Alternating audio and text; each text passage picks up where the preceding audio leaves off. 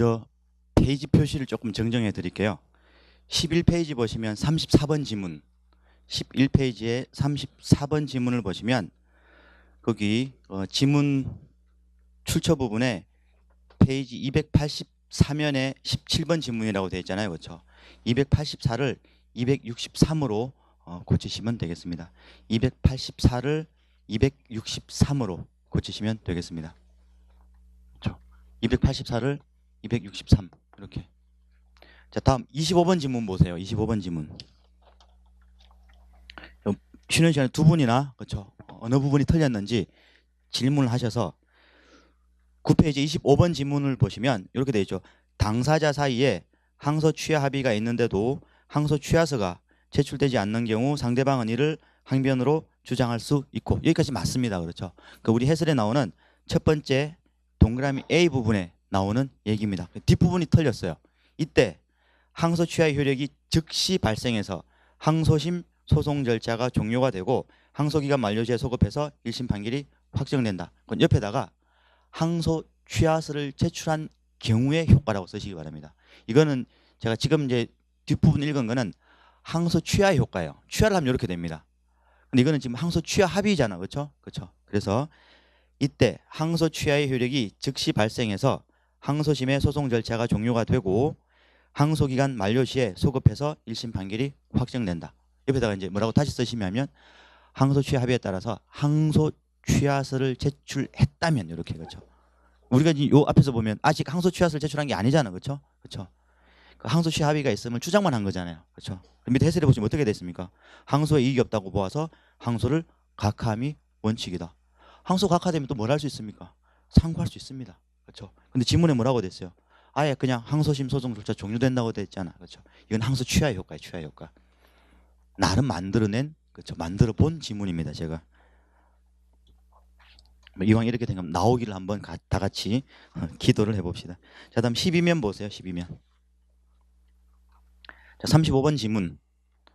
자, 보시면 동그라미 A부터 볼게요. 그러니까 동그라미 A하고 동그라미 B는 피고가 사망한 경우, 그렇죠? 동그라미 A하고 동그라미 B는 피고가 사망한 경우, 동그라미 A는 피고가 소재기 전에 사망한 경우, 동그라미 B는 피고가 소재기 당시에는 생존했지만 소장 부분 송달 전에 사망한 경우. 우리 이제 이건 그걸 얘기를 하는 거예요. 소송은 비송과 다르게 대립 당사자 구조를 원칙으로 하죠. 그렇죠? 일방이 사망했으니까 원칙은 부적법합니다. 이것 때문에 물론 부적법한데 뭐는 가능합니까? 옆에다가 표시 정정은 가능이라고 써두세요. 표시 정정이 가능하다고 해서 이 지문이 나오면 틀렸다 이렇게 하시면 안 됩니다. 원칙적으로 부적법한데 보정을 할 수 있죠. 어떤 형태로? 표시 정정이라는 형태로. 그렇죠? 오해하시면 안 돼요. 원칙적으로 부적법하다. 하지만 이제 옆에다가 표시 정정으로 보정할 수 있다. 이렇게. 그래서 이런 지문이 나온다고 해서 틀렸다 이렇게 하시면 안 됩니다. C도 마찬가지죠. 사망한 사람을 원고로 표시해서 소를 제기한 경우. 이건 이제 원칙적으로 아예 부적법해요. 그렇죠? 표시 정정이 가능한 경우는 두 가지 정도밖에 없다 그랬죠. 그렇죠? 뭐 재심의 소를 제기했다든지 전심 절차가 있었다든지. 그건 시험에 나온 적이 없으니까 그렇게 좀 보시고. 자, 다음 보시면 밑에 마지막 이제 D 부분은 당사자가 파산 선고를 받은 경우입니다. 그렇죠? 파산 선고를 받은 경우에도 원칙적으로 부적법합니다. 근데 D 부분에 보시면 밑줄 소장 부본 송달 전 밑줄. 그렇죠? 소장 부본 송달 전. 아직 소장 부분이 송달이 안 됐으니까 뭐가 없어요? 소송 계속이 없습니다. 그렇죠? 그래서 소장 부분 송달 전에 당사자가 파산 선고를 받아도 아까 우리가 봤었던 239조에 의한 소송 수계 절차는 못 밟아요. 그렇죠? 소송 수계 절차는 언제 밟는 겁니까? 중단 사유가 소송 계속 중일 때. 그렇죠? 이건 아직 소송 계속 중이 아니죠. 왜냐하면 소송 계속 중이려면 뭐가 있어야 돼요? 소장 부분이 송달되었을 때 소송 계속이 발생하기 때문에 그렇습니다. 그렇죠? 그래서 D 부분에 소장 부분 송달 전에 파산 선고가 있으면 그냥 부적법 각하입니다. 그렇죠? 부적법. 따라서 C 부분 보시면 그때 마치 법원의 소송 계속이 있는 것처럼 239조에 의해서 수계 신청을 밟을 수는 없다. 이렇게 그렇죠? 정리를 하시면 되겠습니다. 그래서 핵심 단어는 D 부분입니다. 소장, 부본, 송달, 전 이렇게. 자, 다음 보시면 36번. 올해 나온 판례 중에 그렇죠. 가장 지할스러운 판례인데 이건 이따가 그렇죠. 그래서 먼저 뭘 보느냐면 걔는 이런 얘기 해가지고 그렇죠. 37번 우리 그렇죠. 고민하신 대법관님들의 판결에 자 37번을 먼저 보 37번. 뭐 37번은 우리가 이제 뭐죠 수없이 봤었죠. 이런 이제 기본적인 원리가 뭐예요? 여기 보시면 채권자가 있고 채무자가 있고 수익자가 있습니다. 그렇죠? 자, Y 부동산이 있는데 얘가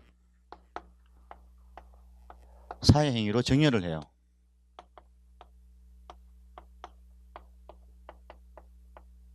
근데 그 전에 그 Y 부동산에 저당권이 설정이 되어 있습니다. 그렇죠? 그래서 2억짜리 피담보 채무가 되어 있고 저당권이 설정이 되어 있어요. 사회 행위가 있고 나중에 수익자가 거기 요 저당권을 말소시킵니다. 이때 얘가 이후에 얘를 상대로 사행위 취소송을 제기해요.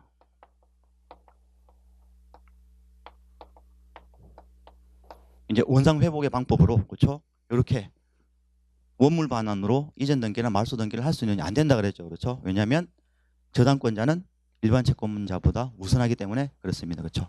그래서 요 사행위 취소송의 사실심 변론 종결을 기준으로 그렇죠? Y 부동산의 가액에서 그렇죠? 피담보 채무를 제외한 가액을 배상하라고 판결할 수 있죠. 이제 그건 우리가 몇 번 봤습니다. 뭐 없이도 설사 원물 반환 청구를 했더라도 청구 취지 변경 없이 가액 배상 판결을 할 수 있습니다. 똑같은 법리가 37번에 나와 있는데 앞에 나왔던 이제 얘기들은 보시면 되고 그렇죠? 이제 첫 번째 문단하고 두 번째 문단 좀 전에 제가 설명드린 내용이고 이건 기출 지문으로 나왔으니까 보시면 되고 마지막 부분 한번 보시기 바랍니다. 세 번째 줄에 임차인에게 임차 보증금에 대한 우선 변제권이 있다면 여기 그렇죠. B 부분 동그라미 B 부분에 밑줄 치시면 되겠습니다. 그렇죠? 우선 변제권. 그러니까 대항력도 갖추고 확정일자도 갖추죠. 그렇죠. 이 우선 변제권이 있는 주택 임차인은 100% 뭐하고 똑같이 지급을 해요. 취급을 합니까? 저당권자하고 그렇죠. 똑같이 보시면 돼요. 그렇죠. 그래서 만약에 요 사회행위 이전에 그렇죠.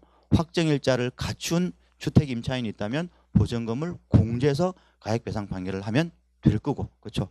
두 번째 C 부분에 만약에 사회행위 이후에 확정일자를 갖춘 주택 임차인이 있다면 공제를 안 해도 됩니다. 그렇죠. 그렇죠. 자, 그렇게 해두시면 되겠습니다. 그래서 어렵지 않으니까 이거는 이렇게 봐두시면 되겠습니다. 그래서 B하고 C하고 뭐 나눠져 있기는 한데 제일 중요한 건 여기 임차인에게 임차 보증금에 대해서 우선 변제권이 있다면 옆에다가 저당권자와 동일하게 취급 요만만 써두시면 돼요. 저당권 경매 절차에서 그렇거든요. 그렇죠? 순위 싸움을 하는 겁니다. 저당권 등기 일자하고 그렇죠? 확정일자 받은 일자를 가지고 그렇죠? 우선 변제 받을 때 순위 싸움을 해요. 자, 이걸 가지고 36번으로 돌아오겠습니다. 36번. 그래서 이 대법원 판례를 보시면 그렇죠? 뭐 판결 요지도 약간 어려울 뿐더러 전문을 봐도 정확한 사실관계를 파악하기가 쉽지가 않습니다. 그래서 제가 1,000원을 들여서 그렇죠? 항소심 판결을 찾아봤어요. 그래서 별로 도움은 안 됐지만 설명을 난 아직도 이해가 안 됩니다. 왜 1,000원을 내야 하는지. 그 어떤 판례는 항소심 판결이 원문 서비스가 돼요. 그렇죠? 어떤 판례는 또 안 됩니다. 그럼 1,000원을 내면 된다는 게 왜 그런 건지 모르겠어. 그럼 기밀도 아니잖아. 1,000원 내면 된다는 거는 1,000원 가지고 부자 될 것도 아니고 그렇죠? 자, 쓸데없는 얘기입니다. 여기 보시면 여기 이렇게 해두시면 그렇죠? 채권자 그렇죠? 갑을 채권자 을을 채무자 그렇죠? 갑을 채권자 을을 채무자 C는 이해를 돕기 위해서 말씀드립니다. 그렇죠? 을의 아내예요. 을이 남편이고 C는 아내. 그러니까 여기 뭐예요? 재산 분할이 있는 겁니다. 그렇죠? 이혼을 해서 재산 분할. 자, B는 누구냐면 처가 식구들입니다. 그렇죠? 이제 여기 B만 되어 있지만 한 4명 정도가 있어요. 그렇죠? 어쨌든 뭐 처조카 이런 사람들이 있어요. 그렇죠? C의 친인척 이렇게 그렇죠? C의 혈족 이렇게 해두시면 되겠죠. C의 혈족이에요. 혈족. C의 혈족. B. 자, 이제 을이 누구냐면 그렇죠? 여기 이제 Y 부동산이 있는데 시가 한 60억 상당입니다. 그렇죠? 근데 안 썼어. 왜냐면 이제 저도 마음이 아프고 여러분도 마음이 아프니까 그렇죠? 이것도 뭐 6억, 2억 돼 있지만 그렇죠? 아닙니다. 몇십억도 아니에요. 그렇죠? 그것도 안 썼어요. 마음이 아프니까. 어쨌든 여기 보시면 을이 사업을 하던 사람인데 그렇죠? 여기저기 돈을 빌립니다. 이 그룹에다가도 돈을 빌리고 이 그룹에다가도 돈을 빌려요. 여기는 돈을 빌린 게 맞아. 이건 딱 봐도 뭡니까? 나중에 강제집행 명탈하려고 그러죠. 돈을 허위로 빌린 겁니다. 그래서 잘 보세요. 잘 순서를 보시면 보시면 어리 돈을 빌리면서 얘한테도 빌리고 저당권을 설정해 줍니다. 그렇죠? 저당권 설정. 그리고 B로부터도 돈을 빌리면서 저당권을 설정을 해줘요. 이건 일종의 가상 채권이긴 합니다. 그러니까 뭐예요? B를 상대로 사행위 취소 해소를 제기를 했던 겁니다. 그렇죠? 그러니까 중요한 건 이제 B와 C를 공동 피고로 해서 사행위 취소 해소를 제기했는데 C는 뭐냐면 이게 이제 이 사건에 있어서 가상 이혼인지 아닌지 문제가 되는 게 중요하지 않고 그렇죠? 이혼을 하면서 이 부동산을 얘한테 다 줍니다. 그렇죠? 이런 내막이 없으면 그렇죠? 따뜻한 남편인데 그렇죠? 이건 딱 빼돌리기 위한 거예요. 재산 분할을 하면서 아예 60억짜리 얘한테 다 줘요. 그렇죠? 그 소유권 이전 등기를 해줍니다. 그러니까 의뢰 채권자인 또 다른 은행이 이거는 사회행위다라고 하면서 B를 상대로도 그렇죠.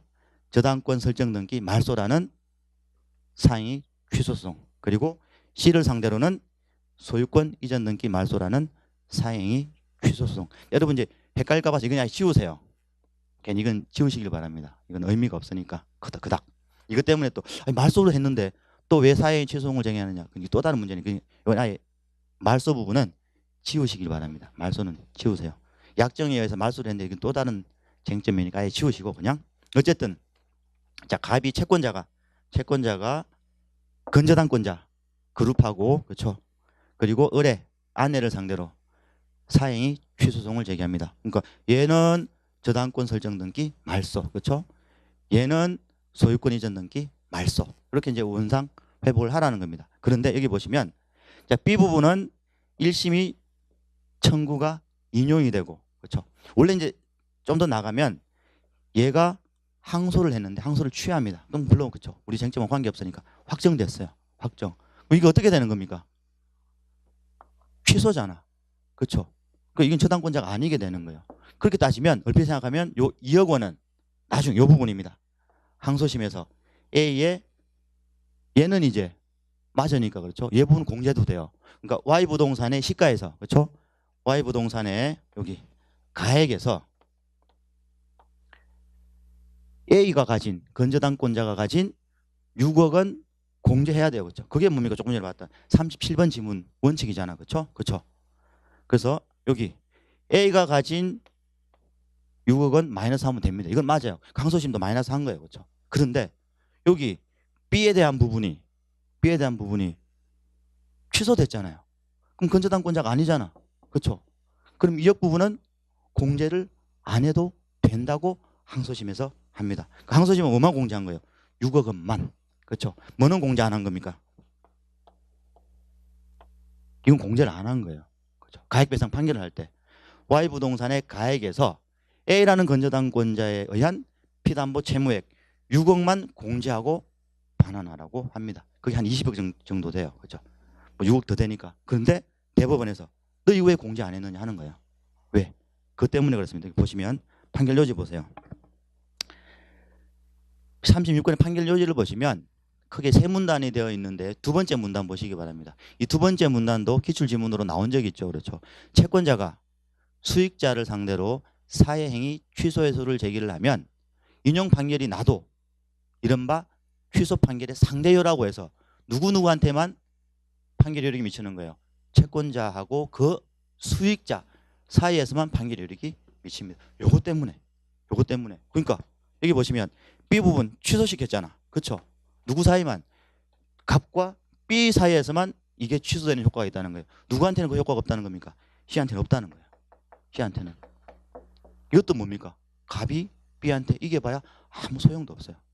이겼으면 항소심처럼 얘는 공제 안 해야지. 그렇죠? 왜냐 이제 잘 보세요. 이게 공제할수록 누구한테 갑한테 불리합니다. 그렇죠? 토론 파이가 적어지잖아. 그렇죠? 6억만 예를 들어서 이제 이해를 돕기 위해서 이게 10억짜리야. 그렇죠? 10억짜리예요. 가액배상 판결을 할 때 A 것만 빼면은 뭐가 얼마가 넘어가요? 4억이 넘어갑니다. 그렇죠? 가액배상 판결을 하면. 근데 대법원은 뭐까지 빼라는 거예요? 참 뭐까지 빼라는 거 이건 빼지 말라는 겁니다. 이것도 빼라는 겁니다. 그렇죠? 얼마가 넘어가는 거예요? 2억이 넘어가요. 항소심은 이건 안 뺐거든. 공제를. 왜? 이게 취소됐으니까. 그렇죠? 이건 저당권자가 아니잖아. 그렇죠? 원래 이렇게 빼는 이유는 뭡니까? 저당권자는 일반 채권자보다 우선하기 때문에 빼는 거예요. 근데 이건 저당권자가 아니니까 항소심은 안 뺐던 겁니다. 그래서 항소심은 사극배상을 하라고 그랬어요. 근데 대법원은 그렇죠? A와 갑과 B 사이의 이 판결의 효력은 누구한테는 안 미친다? 얘한테는 안 미친다는 겁니다. 그래서 가액배상 판결할 때 C한테 가액배상 판결을 할 때 누구 부분만 A 부분만 빼는 게 아니고 누구 B 부분도 빼라는 겁니다. 그렇죠? 아직은 얘 입장에서는 저당권자라는 거예요. 그렇죠? 나는 항소심 판결이 맞는 것 같아요. 너무 여기 중간에 그렇죠? 중간에 있는 그 법리 사행이 취소 판결이 있으면 당사자 사이에서만 판결이 여기 미친다는 거. 이걸 너무 기계적으로 대입을 해서 이런 판결이 나온 건데 어쨌든 파기환송했습니다. 그래서 문장을 읽어보세요. 이건 이제 설명을 드리기 위해서 한 거고 그렇죠. 어쨌든 갑은 이겨도 이긴 게 아니에요 얘한테. 그렇죠. 아무 소용이 없죠. 이겨도 의미가 없잖아요. 그렇죠. 그래서 보시면 D 부분 잘 보시기 바랍니다. 저당권 설정 행위 등이 사회 행위에 해당해서 뭐예요? 우리 그림에서는 B입니다. B 그렇죠. B 저당권 설정 행위 등이 사회 행위에 해당해서 채권자가 요 부분 굵은 글씨로 저당권 설정자 잠깐만 사수단에서도 한 말씀을 드리고 어떤 분도 질문을 하셨는데 여기 판결 요지에도 저당권 설정자로 되어 있고 판결 주문에도 저당권 설정자로 되어 있어요. 저당권자로 보입니다. 제가 볼 때는 그렇죠. 그렇죠? 얘가 저당권자지. 누가 저당권 설정자예요? 어디 저당권 설정자잖아. 누구를 픽으로 해야 됩니까? 얘를 수익자를 픽으로 해야 되지. 그렇죠? 이건 제가 볼 때는 명백한 오타 같아요. 그렇죠? 명백한 오타. 어쨌든 전문에는 설정자로 되어 있습니다. 여러분들도 옆에다가 저당권 설정자 옆에다가 저당권자 같은데 이렇게 쓰시기 바랍니다. 그렇죠? 그렇죠? 전 100% 말 안 했습니다. 그렇죠? 저도 같아요. 99% 100%. 그래서 만약에 이제 요게 기출 문제 나올 때 이렇게 나와도 틀렸다고 하지 마시라는 거예요. 그렇죠? 이것 때문에 이거는 저당권 설정은 피고 적격자가 아닌데 이렇게 생각하지 마시고 주문이 이렇게 돼 있어. 어쩔 수 없습니다. 그렇죠? 그래서 저당권 설정자 옆에다가 저당권자 같은데 이렇게 해서 두시면 되겠습니다. 어쨌든 채권자가 저당권 설정자를 상대로 제기한 사행위 취소 소송에서 채권자의 청구를 인용하는 판결이 선고되었다고 해도 그렇죠. 여기는 약간 이제 건져 있는 취소 판결의 상계열을 그렇죠. 까는 겁니다. 해도 이러한 사행위 취소 판결의 효력은 해당 부동산의 소유권을 이전받은 자. 이 그림에서 뭡니까? C입니다. C 그렇죠. C에게 미치지 않기 때문에 저당권이 설정되어 있는 부동산이 사회행위로 양도된 경우에 여기 이제 저당권은 뭡니까? B의 저당권을 얘기를 하는 겁니다. 그렇죠. 양도된 경우에 부동산의 가액에서 저당권, B의 저당권이죠. 피담보 채무액을 공제한 잔액의 한도에서 양도행위를 취소하고 가액을 배상하여야 한다. 그렇죠. 알겠죠? 요건 이제 그림으로 보면 저도 처음에 이 판결 여지만 한 10번 읽었어요. 무슨 말인지 모르겠더라고. 그렇죠. 이제 대법원 판결 전문을 찾아봤더니 90%는 알겠더라고요. 근데 1,000원을 들여서 항소심 판결서를 봤더니 알겠더라고요. 그러니까 1,000원짜리니까 열심히 여러분들도 보시면 되겠습니다. 자, 또 기도합시다. 이 문제가 나오기를. 자, 어떤 의미인지 알겠죠, 그렇죠? 자, 그렇게. 그래서 이건 이제 요지 자체가 어려워요. 그렇죠? 몇 번씩 읽으시기 바랍니다. 특히나 이 요지는 그렇죠. 뭐 나와봐야 뻔하죠, 그렇죠? 뭐 공제하고 할 수 있다, 공제하지 않고 할 수 있다 이런 말이 나오겠죠, 그렇죠? 그것만 기억하시면 되겠습니다. 공제합니다. 자, 그렇죠? 자, 공제하죠, 공제 이렇게. 공제한다만 기억해 두시면 되겠습니다. 자, 다음 38번, 39번.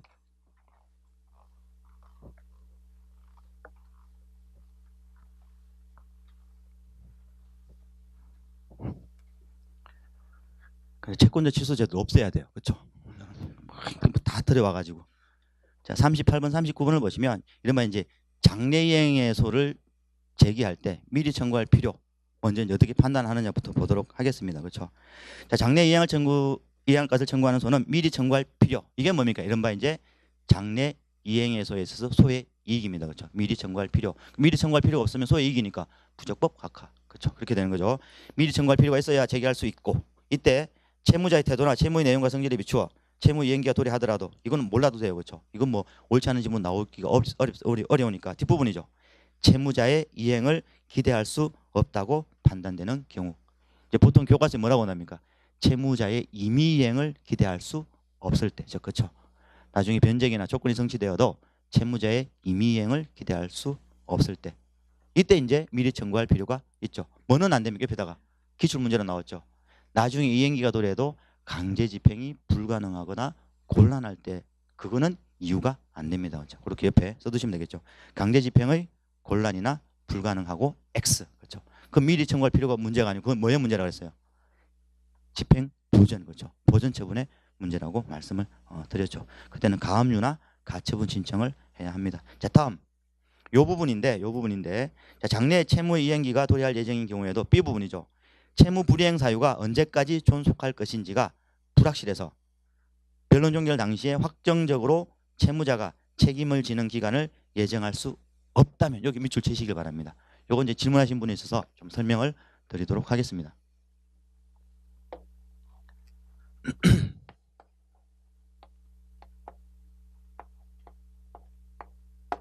예전 유명한 판례인데 서울시가 갑의 소유지를 무단으로 점유해서 도로를 개설을 합니다. 그렇죠? 이제 갑은 서울시에다 계속 얘기를 한 거예요. 도로 점용료 내라. 그렇죠? 그래서 서울시가 버팁니다. 그렇죠? 우리나라 뭐 그렇죠? 그런 경우 많으니까. 그래서 갑이 서울시를 상대로 그렇죠? 임료 상당의 부당이득 반환 청구의 소를 제기를 합니다. 그렇죠?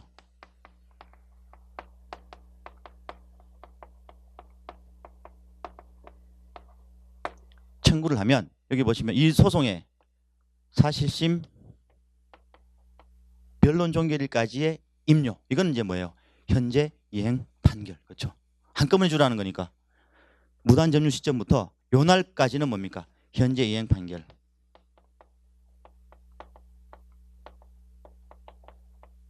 그때 이제 갑이 청구 취지에다가 뒷부분도 씁니다. 그렇죠? 변론 종결일 이후에. 그렇죠? 변론 종결일 이후에 어느 시점. 여기 이제 중요해요. 책임 기간이 언제까지냐. 즉 채무 불이행이 있을 기간이 언제까지? 이 기간을 반드시 정해줘야 합니다. 기간을. 그렇죠? 왜냐하면 예를 들어서 매달 얼마씩 주라 그러는데 언제까지 얼마씩 주라는 게 이게 아주 중요해요. 그렇죠? 그때 갑이 청구 취지에 어떻게 썼냐면 서울시가 Y 토지를 매수할 때까지 그렇죠? 매달 서울시는 갑에게 500만 원을 지급하라. 이렇게 청구 취지에 쓴 거예요.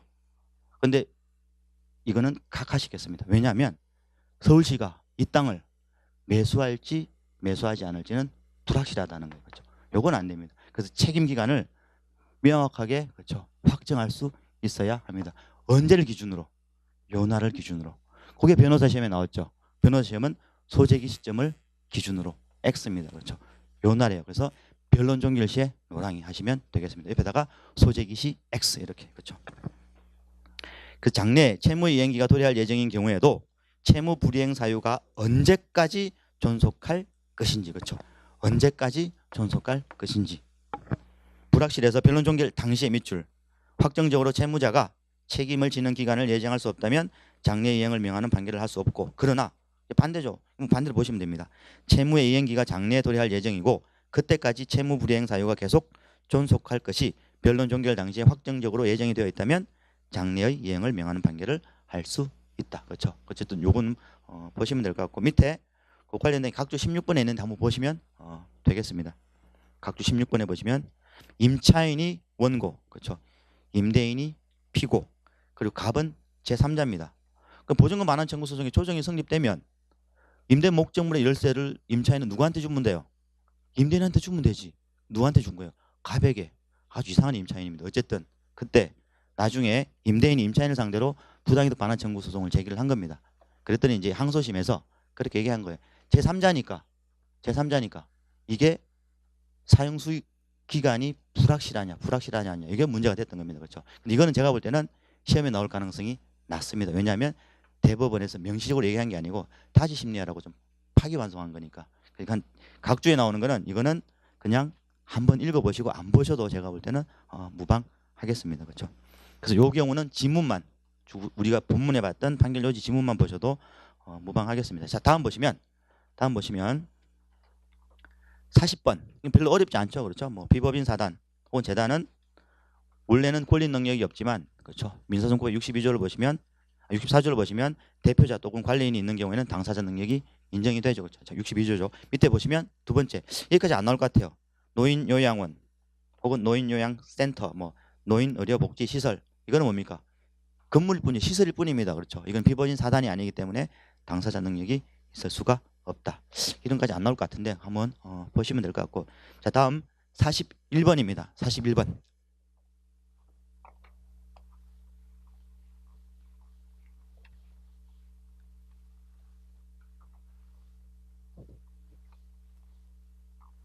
그러면 이제 선행 자백에 관한 거예요. 그렇죠? 보시면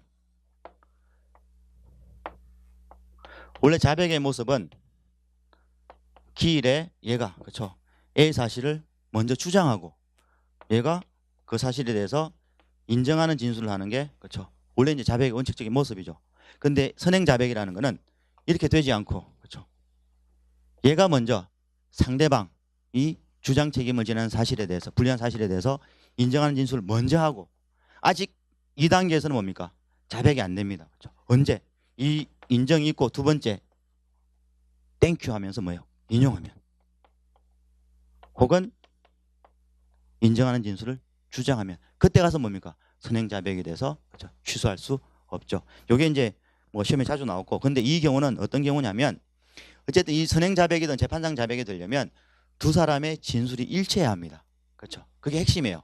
일치하는 진술 밑줄. 그렇죠? 그게 핵심인데 요 사안은 어떤 경우냐면 각주 17번을 보시면 되겠습니다. 각주 17번.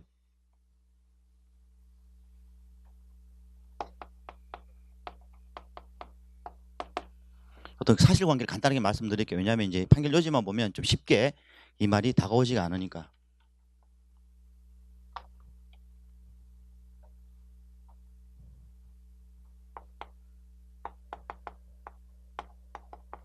갑이 교통사고 가해자이자 채무자입니다. 그렇죠? 얘가 피해자. 얘가 이제 얘에 대해서 일실수입에 대해서 그렇죠? 소극적 손해에 대해서 배상 책임이 있죠. 그렇죠? 얘가 이제 그 소극적 손해의 기간을 각주를 한번 보시길 바랍니다. 몇 년부터 몇 년까지냐면 2005년부터 2016년까지 그렇죠? 16년까지 이렇게 일실수입이 2천만 원이다.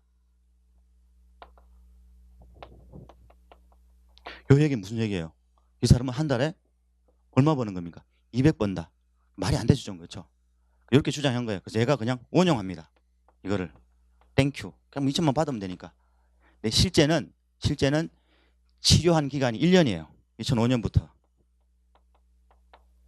각주를 보시기 바랍니다. 그렇죠? 치료한 기간은 1년. 병원에 입원한 기간이 얘는 입원한 기간이 10년이라 그랬어요. 그렇죠? 10년 동안 입원했는데 얘가 벌어들인 그렇죠? 못 벌어들인 수입이 2천만 원이라면 1년에 100만 원 버는 사람이죠. 상식적으로 말이 안 되죠. 그렇죠? 그렇죠? 인용을 했더라도 뭐예요? 이거는 계산 착오라는 겁니다. 그렇죠? 아마 얘는 2005년에서 2006년까지라고 말을 했어야 될 텐데 실수로 2016년까지라고 얘기를 했고 얘는 원용했지만 실제는 2006년이니까 뭐가 일치가 안 되는 겁니까?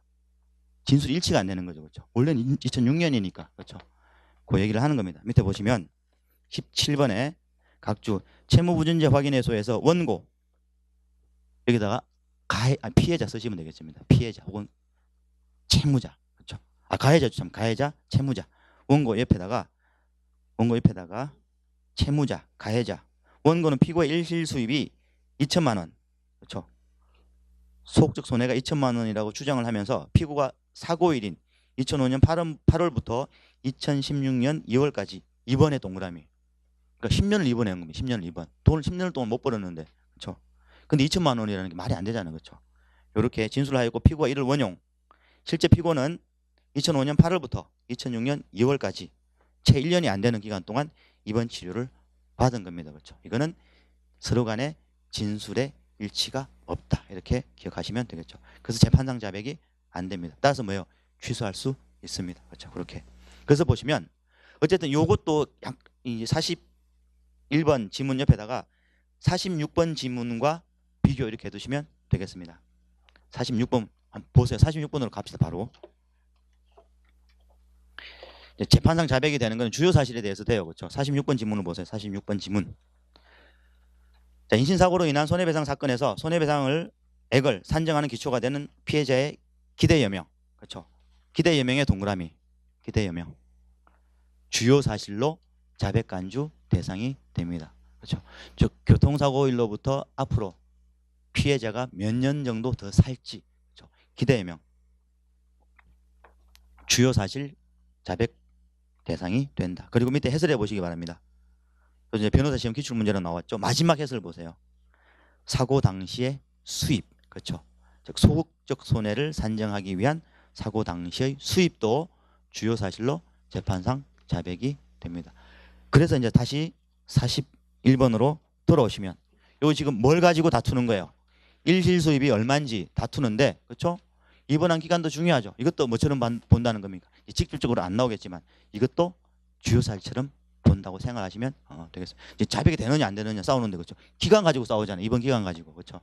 이거 뭐 어쨌든 직접적으로는 안 나올 건데 그냥 상식적으로 알아두시면 되겠습니다. 이거 상식까지는 아니죠. 이것도 어쨌든 아까 말씀드렸지만 그 세 가지 좀 46분 참 그 두 가지를 꼭 좀 기억을 해두시면 되겠습니다. 어떤 게 재판상 자백이 되는지. 그래서 위에 보시면 지문으로 갈게요.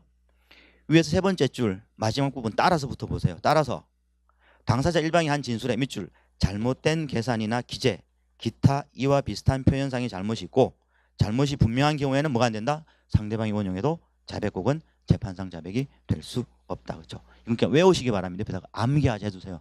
특별한 법리가 있는 것도 아니죠. 그렇죠? 이거는 암기하자 이렇게. 잘못된 계산이나 기재, 기타 이와 비슷한 표현상의 잘못. 아예 그냥 잘못된 계산 하나만 기억해도 잘못된 계산.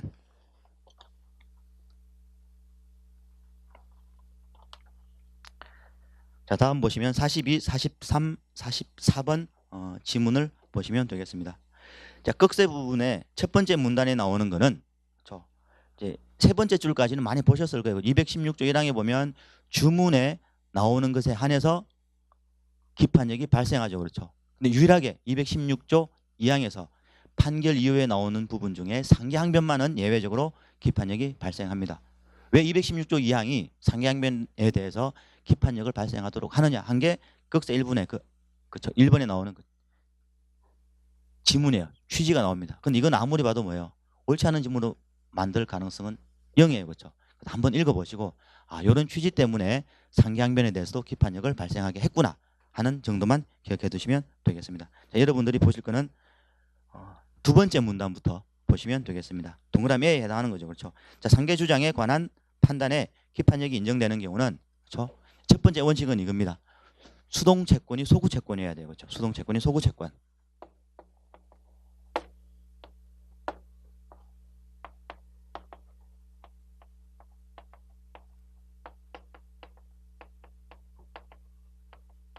자, 원고 피고한테 대금 청구를 했더니, 그렇죠. 소송 계속 중에 얘가 매매대금이라는 자동 채권 혹은 반대 채권으로 상계항변을 합니다. 이걸 뭐라 그래요? 수동 채권. 그렇죠. 이게 뭡니까? 원고가 소로서 구한 채권. 그렇죠. 이때만 뭐가 된다? 이 상계항변에 대해서 기판력이 발생합니다. 그렇죠. 수동 채권이 소구 채권인 경우만. 그래서 그런 판례 우리가 하나 보셨죠.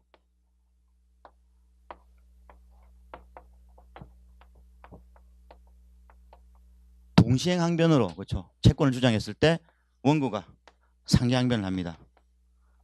이건 수동 채권이 소구 채권이 아니죠. 그렇죠. 이때는 기판력이 발생하지 않는다 그랬죠. 왜냐하면 여기 기판력이 발생하는 순간 여기까지 기판력이 발생하는 문제점이 생기기 때문에 그렇습니다. 자, 두 번째, 이거 좀 질문하신 분들이 있는데 보시면 상계 주장의 대상이 된 수동 채권이 소송물로서 심판되는 소구 채권이거나 그와 실질적으로 동일하다고 보이는 경우, 괄호 열고, 가령 원고가 상계를 주장하면서 청구 예소를 제기하는 경우. 이제 저도 처음에 대학 때 공부할 때 당최 무슨 말인지 알 수가 없었어요. 근데 이 판결 요지가, 그렇죠. 뭐 수많은 판례에서 계속, 그렇죠. 복사해서 붙이게 합니다. 그래서 괄호 안에 있는 걸 설명을 드릴게요. 어떤 상황이냐면 그 괄호 안에 들어있는 원고에 을이라고 써두세요. 그럼 좀 쉽습니다. 이렇게 했으면 이게 안 한 거야, 상계항변을. 그렇죠. 그래서 이게 인용이 확정이 돼요.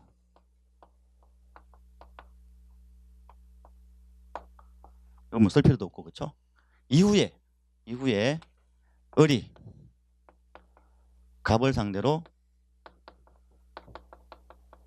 청구 예소를 제기를 하는 거예요. 그렇죠? 얘가 얘한테 가지고 있는 뭐예요? 상계 채권을 행사하면서, 그렇죠. 반대 채권을 상계권을 행사하면서 요 경우를 말합니다. 괄호 안에 있는 거는, 그렇죠. 그러니까 여기 원고는 뭐예요?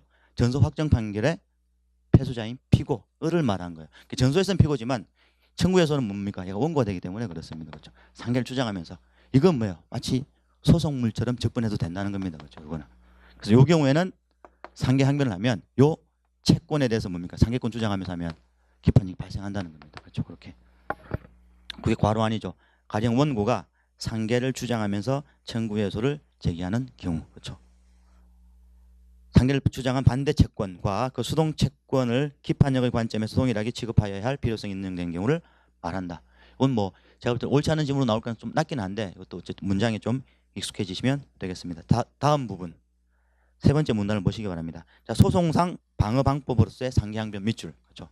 소송상 방어 방법으로서의 상계항변 밑줄 치시고 153면에 177번.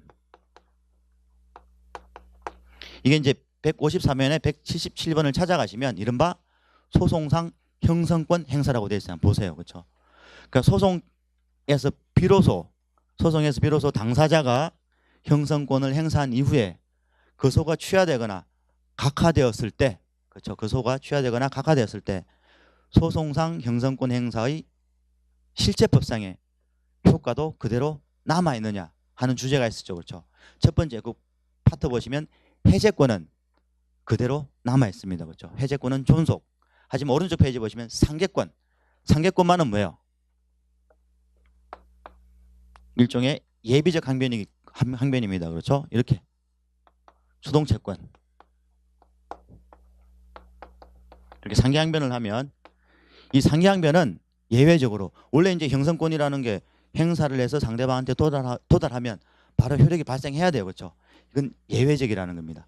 먼저 상계항변이 있으면 수동채권의 존재를 실질적으로 판단해서 그렇죠. 인정이 되고 두 번째는 이걸 판단해서 인정이 되면 그때 뭐 형성권 행사의 효과가 발생하죠. 그게 여기 나와 있습니다. 그래서 문장을 좀 잘 보세요. 소송상 방어방법으로서 상계항변은 통상 수동채권의 존재가 확정되는 것을 전제로 해서 행해지는 일종의 예비적 항변으로 소송상 상계의 의사표시에 의해 확정적으로 효과가 발생하는 것이 아니라, 그렇죠? 여기에 이제 이른바 민법상 의사표시 효과의 예외죠. 그렇죠? 원래는 형성권 행사하면 또 다른 바로 효력이 발생해야 되는데 이건 그렇지 않다는 겁니다. 아니라 당해 소송에서 수동채권의 존재 등 상계에 관한 법원의 실질적 판단이 이루어진 경우, 그러니까 수동채권도 판단해주고 상계로 주장한 반대채권도 판단해주고 그렇게 해야, 그렇죠? 경우에 비로소 실체법상의 상계의 효과가 발생한다. 그래서 이제 여기 찾아가시면 오른쪽에 뭡니까? 판결로 끝난 게 아니고 조정으로 끝난 경우는 수동채권에 대한 실질적 판단이 없기 때문에 상계권 행사의 실체법상 효과가 발생하지 않는다는 판례가 있었고 변호사 시험에 기출지문으로 나온 적이 있습니다. 자, 그렇게 보시면 되고, 자, 다 B하고 C하고 연결해서, 근데 법원에서 만약에 이걸 먼저 판단합니다. 소구채권, 수동채권을. 그렇죠? 먼저 판단해 봤더니 이게 인정이 안 돼. 이게 인정이 안 됩니다. 이거 판단할 필요 있습니까? 당연히 판단할 필요 없었죠. 그렇죠? 이때도 이게 인정이 안 되면 청구 기각. 그렇게 되겠죠. 그렇죠? 두 번째, 이게 인정이 됩니다. 인정이. 근데 상계로 주장한 반대 채권도 인정이 돼요. 그때도 뭡니까? 청구 기각. 근데 이 둘 다 청구 기각이지만 기판력의 관점에서는 뭐라고 됐습니까? 216조를 보시면 기판력의 관점에서는 소송물이 서로 다른 것처럼 되겠죠. 그렇죠? 왜냐하면 기판력이 발생하니까. 따라서 이 경우 원고의 수동채권도 인정이 되고 피고의 반대채권도 인정이 되어서 원고의 청구를 기각한 경우에는 비록 누구? 피고 입장에서는 전부 성소자지만 뭐가 있는 겁니까? 상소의 이익이 있죠. 그렇죠? 그게 376면 20번 써두시면 되겠습니다. 찾아가 보세요. 376번에 20번. 376면에 20번. 그렇죠? 그러니까 이른바 형식적 불복설의 세 가지 예외가 있는 것 중에 하나입니다. 그렇죠? 이렇게 376면에 20번. 그렇죠? 그렇게 되어 있죠. 그렇죠? 피고 상계 주장에서 원고의 청구가 기각된 경우도 피고는 예외적으로 뭐 상소의 이익이 있다. 그렇죠? 이렇게 같이 연결해서 보시면 되겠습니다. 자, 다음 페이지. 이 판례는 판결 요지가 너무 많아요. 그렇죠? 다음 페이지 또 있습니다. 방심하셨죠? 또 있습니다. 이렇게.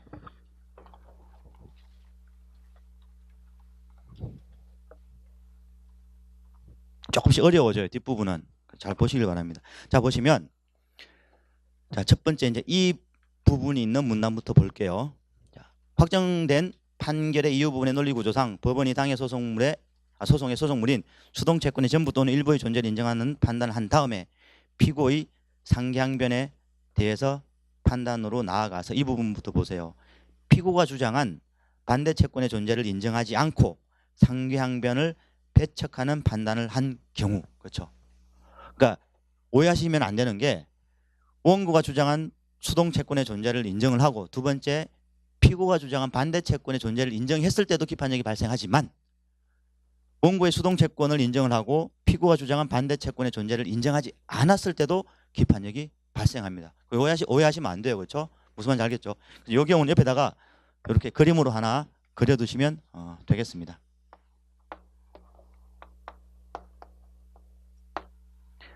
원고가 피고를 상대로 1억 청구를 해요. 1억 청구를. 그렇죠. 그런데 피고가 원고를 상대로 상기항변을 했는데 그 반대 채권의 액수가 수동채권, 소구채권보다 많습니다. 1억 5천. 그렇죠. 많아요. 근데 이제 법원이 심리를 합니다. 인정. 존재가 있다는 거예요. 그렇죠. 1억. 수동채권은 존재한다. 근데 반대 채권은 부존재. 이제 상기항변을 배척하겠죠. 그렇죠. 그럼 이걸 항변 다 했다고 해서 1억 5천 전부에 대해서 없는 걸로 기판력이 발생하느냐? 아니라는 겁니다. 그렇죠. 대등액. 어디까지만. 이 중에 1억까지만 없는 걸로 기판력이 발생되고 5천 부분은 아직 기판력이 발생하지 않기 때문에 다시 얘가 얘를 상대로 후소를 제기할 수 있다는 겁니다. 그렇죠. 옆에다 이제 그림으로 그려두시면 이 문장이 좀 쉽습니다. 다시 볼게요. 이 부분. 피고가 주장한 반대 채권의 존재를 인정하지 않고 상기항변을 배척하는 판단을 한 경우, 일단 노랑해 두시면 되겠죠. 그렇죠. 한 경우에 그와 같이 반대 채권이 부존재한다는 판결 이유 중에 판단의 기판력은 이 경우도 발생합니다. 그렇죠. 특별한 사정이 없는 한 법원이 반대 채권의 존재를 인정하였더라면 상계에 관한 실질적 판단으로 나아가서 수동 채권의 상계 적상일까지의 원리금과 대등액의 소멸하는 것으로 판단할 수 있었던 밑줄 반대 채권의 원리금의 액수. 그러니까 대등액이란 말이 중요합니다. 대등액의 동그라미. 그렇죠. 여기 이제 그림을 이렇게 한 거는 그냥 쉽게 설명하기 위해서 한 거고, 그렇죠. 이것도 뭐 그렇죠. 계속 이제 이자가 쌓이니까 원리금이 있을 거고, 이것도 이자가 쌓이니까 원리금이 있겠죠. 그렇죠. 어쨌든 중요한 건 뭡니까? 대등액에서 기판력이 발생한다. 그것만 머릿속에 넣어두시면 되겠습니다. 대등액에서 기판력이 발생한다. 자, 뒷부분 F. 더 힘듭니다. 자, 보세요. 옆에다 어떻게 그림을 그려두시면 되느냐면 가비어를 상대로 5억을 제기를 해요.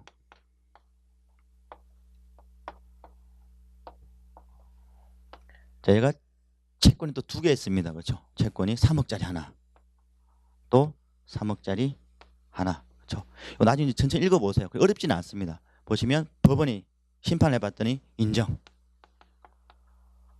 존재 인정, 존재 불인정. 이렇게 된 거예요. 그렇죠? 자, 그럼 먼저 어떻게 되겠습니까? 요거하고 요거 대등해서 까겠죠. 그렇죠? 이렇게 까면, 그렇죠? 여기 얼마가 남습니까? 2억이 남습니다. 그렇죠? 이렇게 1억끼리, 그렇죠? 자, 5억하고 3억하고 대등해서 가면 2억이 남아요. 그럼 이건 불인정합니다. 앞에 분이 똑같죠? 어떻게 된다는 겁니까? 3억 자체 모두의 불인정이 되는 게 아니고 2억까지만 불인정되고 1억은 남아있다는 겁니다. 기판이 남아있는 게 아니고 기판력이 발생하지 않는다. 그렇죠? 2억하고 1억 하면 요거는 기판력 있고 요 1억 부분은 기판력이 그렇죠? 미치지 않는 거죠. 그럼 나중에 1억도 다툴 수 있다는 거죠. 그렇죠? 요게 뒷부분입니다. 그렇죠? 천천히 한번 볼까요? 자, 피고가 상기항변으로 2개 이상의 반대 채권을 주장을 하였는데 법원이 그중 어느 하나의 반대 채권의 존재를 인정. 그렇죠? 굵은 글씨로 되어 있죠.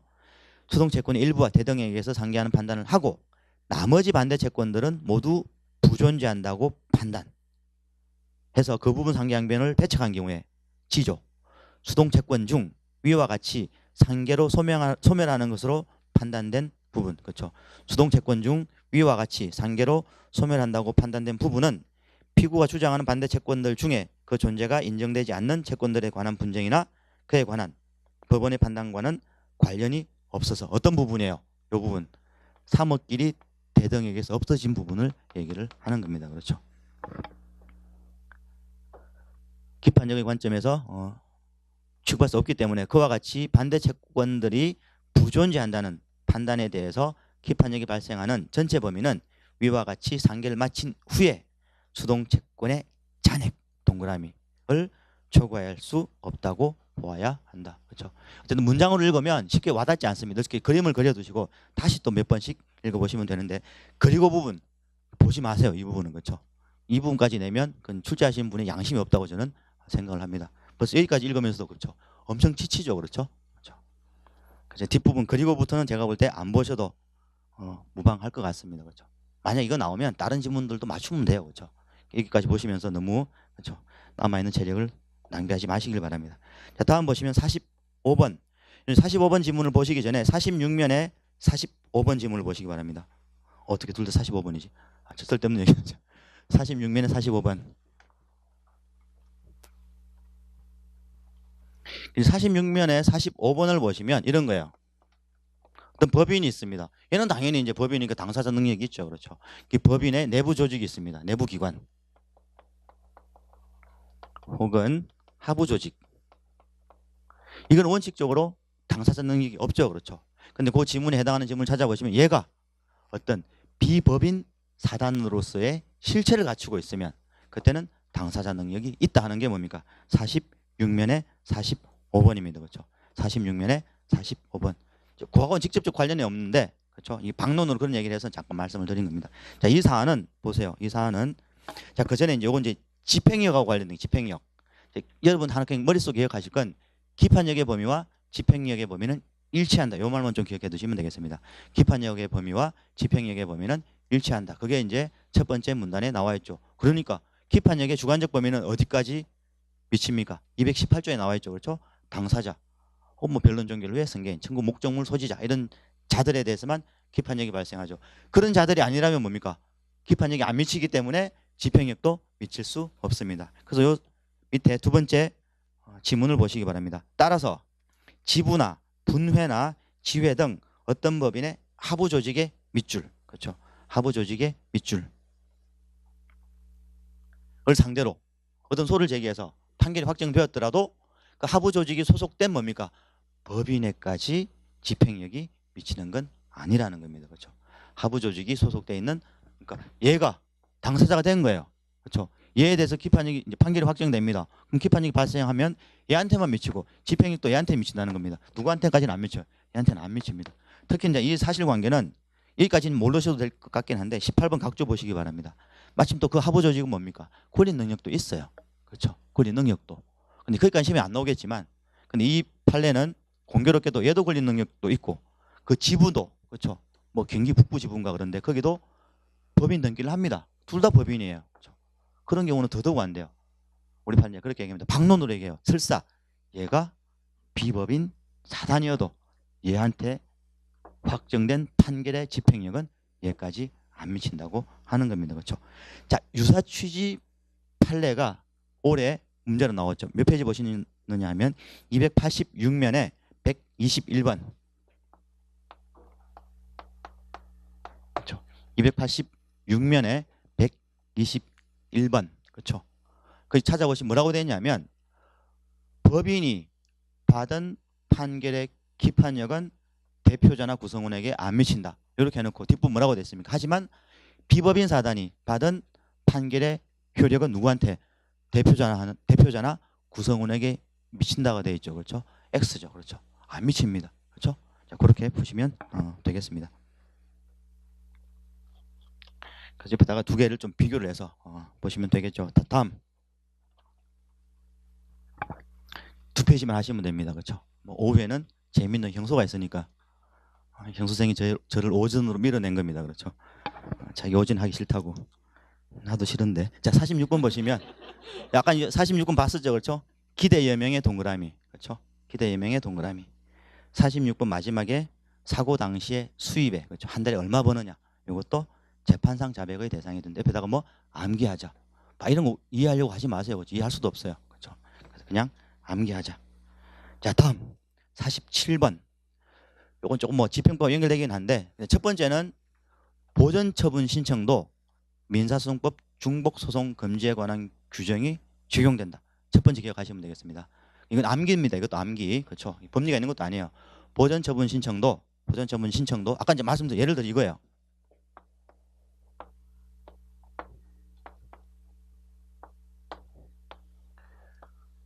아까 이제 우리가 처분 금지 가처분 신청 공부를 했었죠. 그렇죠? 그거로 생각하시면 되겠습니다. 처분 금지 가처분 신청.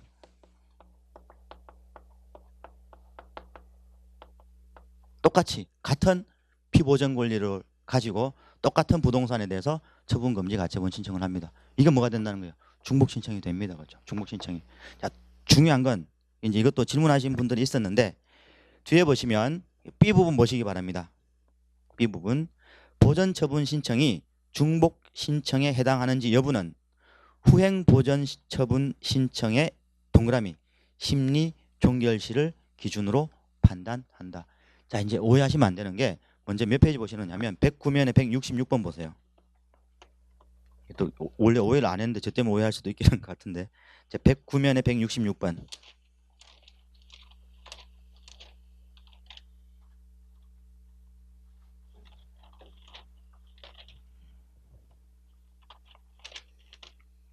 (166번을) 보시면 이제 중복소송에서 어떤 소송이 전소고 어떤 소송이 후소로 중복소송이 되느냐 하는 거는 소재기 시점이 아니고 그렇죠? 소장 부본 송달 시인 소송 계속 시를 기준으로 판단한다고 했죠. 요거하고 다른 겁니다. 요거하고 조금 전에 읽었던 지문은 요거는 어떤 지문이냐면 우리가 앞에서 봤지만 요거예요.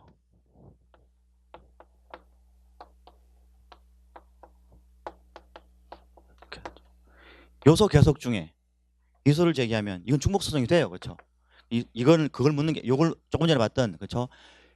어떤 게 중복소송이 되느냐 즉 뭐 소재기 시를 기준으로 할 거냐 혹은 소송 계속 발생 시를 기준으로 할 거냐 그게 아니고 이거 중복소송인데 중복소송인데 언제까지 이게 중복소송이 되느냐 하는 겁니다. 언제를 기준으로 한다고 그랬어요? 이소의 사실심 변론 종결일 기준으로 그렇죠? 이 사실심 변론 종결일 기준으로 전소가 취하나 각하나 확정되지 않는 한은 중복소송이라고 했죠. 그거하고 똑같은 겁니다. 이것도 심리종결시라는 게 그렇죠.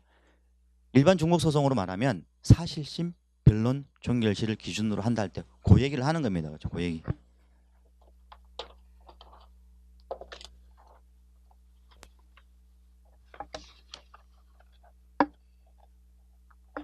그게 어디냐면 우리가 3번 지문 보세요. 첫 페이지에 3번 지문. 3번 지문 보시면 두 번째 줄에 동그라미 A 보세요. 그렇죠? 그거 나오죠. 전소가 후소의 변론 종결 시까지. 요 변론 종결 시하고 같은 내용입니다. 그렇죠? 요 얘기. 전소가 후소의 변론 종결 시까지 취하나 각하에 의해서 소송 계속이 종료되지 않는 한은 후소는 중복 소송이다. 이것도 마찬가지예요. 후소에 그렇죠? 심리 시까지 전에 했던 신청이 취하되지 않는 한은 얘도 중복 신청이 된다. 그 얘기를 하는 겁니다. 그렇죠? 그래서 심리 종결 시 이렇게. 근데 혹시 모르니까 심리 종결 시 밑에다가 그렇죠? 신청 시 하시고 X 이렇게 해두시면 되겠습니다. 그렇게 낼 수도 있겠죠. 그렇죠? 심리 종결 시 밑에다가 신청 시 하시고 X 이렇게 신청 시 하시고 X. 자, 다음 49번. 49번은 뭐 감정에 관한 거죠. 그렇죠? 감정 결과에 대해서는 법관은 구속되지 않는다. 우리가 이제 지난 금요일 시간에 한번 했었죠. 그 정도 보시면 될 것 같고. 자, 50번, 51번은 우리가 변호사 시험 기출 문제를 풀면서 한번 했던 건데 다시 한번 더 보도록 하겠습니다. 이건 아마 중요한 판례에서 민법 시간에도 했을 것 같긴 한데 그렇죠?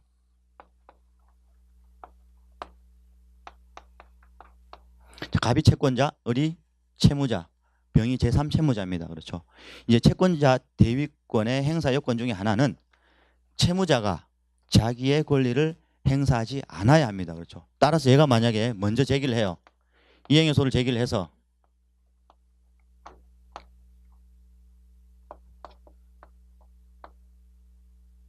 자, 기각 확정이 됩니다. 먼저 행사를 한 거죠. 그렇죠? 그때 얘가 채권자 대위소송을 제기를 하면 이 대위소송은 뭐예요? 당사자 적격이 없다고 해서 부적법 각하가 된다. 그게 하나. 또 하나 또 어떻게 풀 수 있다 그랬습니까? 기판력을 받는다 그랬죠. 그렇죠? 이때는 이제 뭐 갑이 알았는지 몰랐는지를 묻지 않고 무조건 기판력을 받습니다. 기판을 받으니까 이때는 뭐예요? 청구 기각 모순금지설에 의하면 그 두 가지가 있을 수 있죠. 당사자 적격이 없다고 해서 부적법 각하 이렇게 갈 수도 있고 그렇죠. 혹은 기판력이 미친다고 해서 청구 기각 이렇게 갈 수도 있다고 말씀드렸죠. 둘 다 맞는 지문입니다. 그렇죠. 이렇게 둘 다 맞는 지문이고 근데 이제 요 판례사는 이런 겁니다. 얘가 뭐예요? 비법인 사단 그렇죠.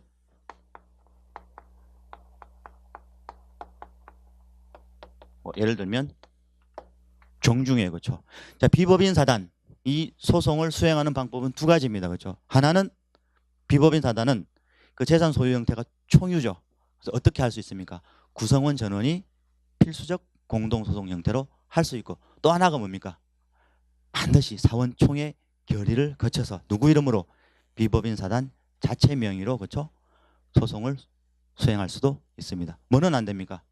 거기 설사 보존 행위더라도 대표자 개인 명의로는 안 된다고 했었죠. 근데 이 상황은 그런 거예요. 그렇죠? 종중총회 결의 없이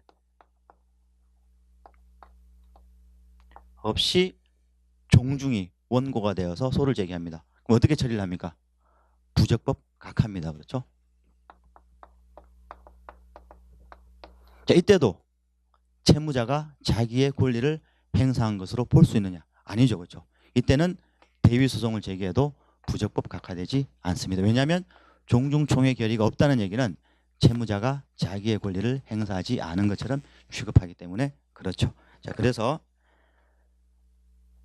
자 보시죠. 마지막이니까 51번 지문 보세요. 채권자 대위권은 채무자가 스스로 제3채무자에 대한 권리를 행사하지 아니한 경우에 미출 거죠. 만약에 행사했다면 채권자 대위권 행사 요건에 흠이 있고 우리 판례는 이거를 당사자 적격의 문제로 본다고 말씀을 드렸죠. 경우에 하나여 채권자가 자기의 채권을 보존하기 위해서 행사할 수 있는 것이어서 채권자가 대위권을 행사할 당시에 이미 채무자가 그 권리를 재판상 행사했을 때는 채권자는 채무자를 대위해서 채무자의 권리를 행사할 수 없다. 이제 행사할 수 없다는 게 해도 뭡니까? 부적법 각하된다는 얘기입니다. 그렇죠? 행사할 수 없다. 그렇게 끝내지 마시고 뒤 바로 나오죠. 설사 채무자가 패소 확정 판결을 받게 되더라도 채권자는 채무자를 대위해서 채무자의 권리를 행사할 당사자 적격이 없다. 옆에 이제 부적법 각하. 오늘 아까 말씀드렸지만 옆에다가 기판력이 미칠 수도 있다. 그렇게 하나 써두시기 바랍니다. 기판력이 미칠 수도 있다. 그런데 B. 비법인 사단이 사원총회 결의 없이 제기한 소는 소재기에 관한 특별수권을 결해서 부적법하고 그 경우 소재기에 관한 비법인 사단의 의사결정이 있었다고 할 수 없다. 이게 핵심이죠. 의사결정이 있었다고 할 수 없다. 그러니까 자기의 이제 좀 더 그렇죠. 뉘앙스를 바꿨으면 채무자가 자기의 권리를 행사한 것으로 볼 수 없다. 이렇게 고칠 수가 있겠습니다. 따라서 비법인 사단인 채무자 명의로 제3채무자를 상대로 한 소가 제기되었으나 사원총회의 결의 없이 총유재산에 관한 소가 제기되었다는 이유로 각하 판결을 받고 그 판결이 설사 확정된 경우 채무자가 스스로 제3채무자에 대한 권리를 행사한 것으로 볼 수 없다. 따라서 뭡니까? 채권자 대위 소송을 제기해도 당사자 적격이 없는 게 아니다. 옆에다 가필해 두시면 되겠습니다. 따라서 채권자 대위 소송을 제기해도 당사자 적격이 없는 것이 아니다. 그렇죠? 그렇게. 자, 다음 52번하고 53번인데 이거는 시험 문제로 나올 가능성 제가 볼 때 한 0점 너무 0이라 그러면 또 책임 못 지니까 0.0001 정도 될 것 같습니다. 한번 보세요. 그냥 소송 행위를 하게 하는 것을 주된 목적으로 채권 양도가 이루어진 경우 이 채권 양도는 무효다. 우리 이제 기출 문제집은 없지만 그렇죠. 기본선이 있습니다. 왜냐하면 이제 우리 소송법상 뭡니까? 소송 신탁이 금지되어 있습니다. 그렇죠. 그렇죠. 그래서 자기의 권리를 다른 사람이 원고가 돼서 제기하도록 하기 위해서 남편이 아내에게 채권을 양도한다. 그 채권 양도는 무효라고 옛날 판례가 있었고 그 판례를 다시 그렇죠. 답습하는 판례라고 생각하시면 되겠습니다. 자, 다음 53번 항고소송 옆에다가 행정소송이라고 쓰시면 되겠습니다. 그렇죠. 항고소송 옆에다가 행정소송.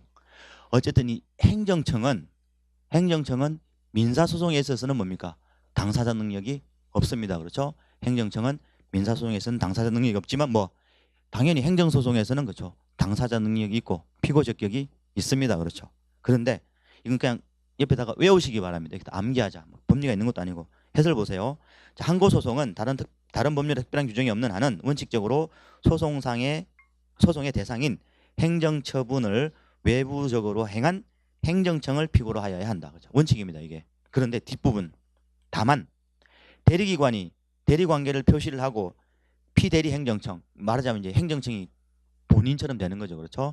피대리 행정청을 대리해서 행정처분을 한 때는 피대리 행정청이 피고로 되어야 한다. 어쨌든 뭐가 결론은 뭡니까? 행정청이 피고예요. 그렇죠? 행정청이 피고. 결론은 그러면 다만이라는 말을 안 써야 될 것 같은데. 그렇죠? 그렇죠? 마치 다만은 역접처럼 느껴지는 거잖아요. 그렇죠?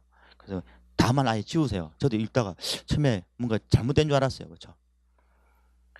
어쨌든 그렇게 행정소송에 있어서는 머릿속에 기억하실 거는 어떤 경우에도 행정청이 피고가 된다. 그렇죠? 누군가 대리를 해도 행정청이 피고가 된다. 그것만 기억을 해두시면 되겠습니다.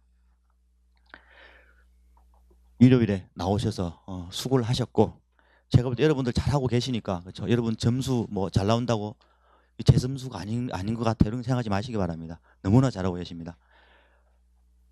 4주 동안 4주 남았나요? 잘 버티시면 좋은 결과가 분명히 있을 겁니다. 예, 수고하셨습니다.